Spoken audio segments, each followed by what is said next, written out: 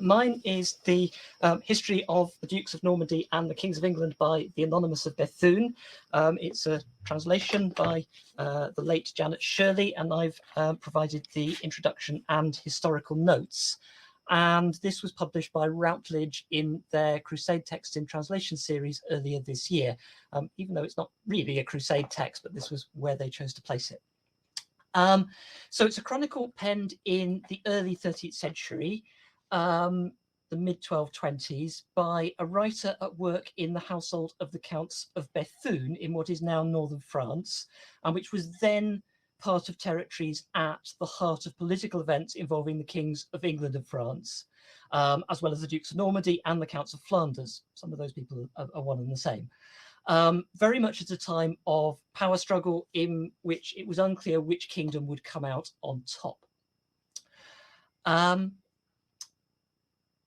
The text was long known to historians, but only available in the old French edition published by the linguistic historian Francisque Michel in 1840. And I could go off on a long diversion about Francisque Michel, but it would take us far longer than we've got time available for here. But the text sits within a long tradition of medieval historical writing about the Dukes of Normandy, after 1066 also Kings of England. So the bulk of this is formed of material from those texts that are developed into a coherent whole across the 11th and the 12th centuries. First in Latin by the early 13th century, then coming to be written in the vernacular, in this case in Old French, Norman French. And they're texts that provide an origin history and later history of the Duchy of Normandy. And what we have is different versions that are brought up to date at different times in different locations. Ours, as I say, was updated, taken down to the year 1220 in the household of the Counts of Bethune by an unnamed but well-informed writer. And actually at around the same time, this writer also wrote a parallel account of the Kings of France. And I think that highlights the power struggle that he and his patrons sat between. And certainly both works are useful for the history they provide of the struggles between the Kings of England, in particular King John, and the King of France, in particular Philip II Augustus, and the latter's son Louis, in the first couple of decades of the 13th century. It's a struggle in which the French kings came out on top in northern France, but in relation to which it was probably difficult for the writer to see who would gain and remain in the ascendancy. It's also particularly detailed in its account of what is sometimes termed the forgotten invasion of England by Louis of France in 1216, 1217. That was ultimately unsuccessful, but the writer of our chronicle clearly knew, and the family of his patron was active on both sides. So the text is rich in detail about who was involved in and what they did.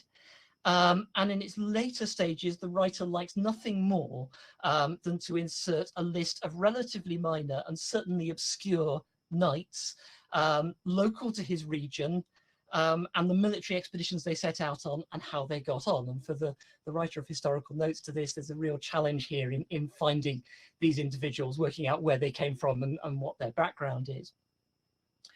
Now, it's a work notable for its lively observation and description. So in trying to find a favorite page here, I was kind of torn between all sorts of pages which have very short anecdotes about some of the people of the early 13th century. So I could have chosen to talk about Maud de Briouze and her cows and her cheeses that she said she had sufficient number of to withstand a siege by lobbing them out at the people attacking the castle. I could have chosen to talk about the description of King John as a bad man who nevertheless rewarded his followers well. I could have chosen the anecdote about the French army when it was in London with Louis running out of wine and being forced to drink beer, which the chronicler thinks was an absolute disaster. This description, the ones I've gone for in the pages I've chosen, though, opens with what I think is a lovely description of King Philip II of France. And it runs, "It happened that King Philip of France was asleep in bed one night when he jumped up as if in astonishment and said, 'God, what am I waiting for? Why don't I go and conquer England?'" Which is just such a lovely image of the French king leaping out of bed going, let's conquer England today. More broadly, these pages I've chosen capture something of the writer's style. His name dropping, only a few here. As I say, sometimes it goes on for pages. Also his interest in the sea and provision of ships and everything that's going on in the English Channel, and relating that to the affairs of the Counts of Flanders and the towns of what is now northern France. And the other reason that I picked these two pages is they take us on to talking about Robert Fitzwalter.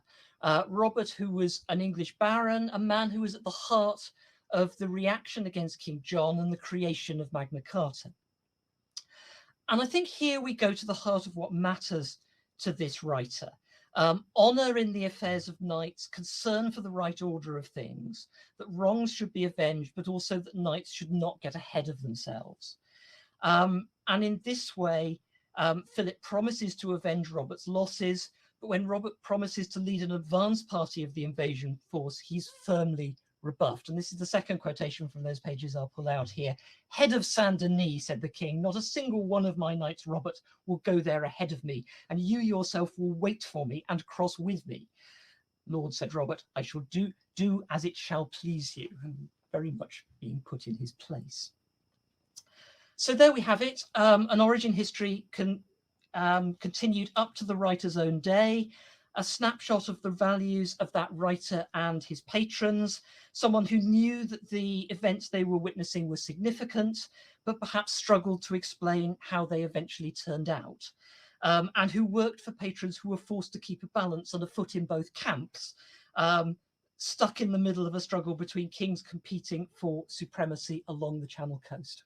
So there we are, that's me.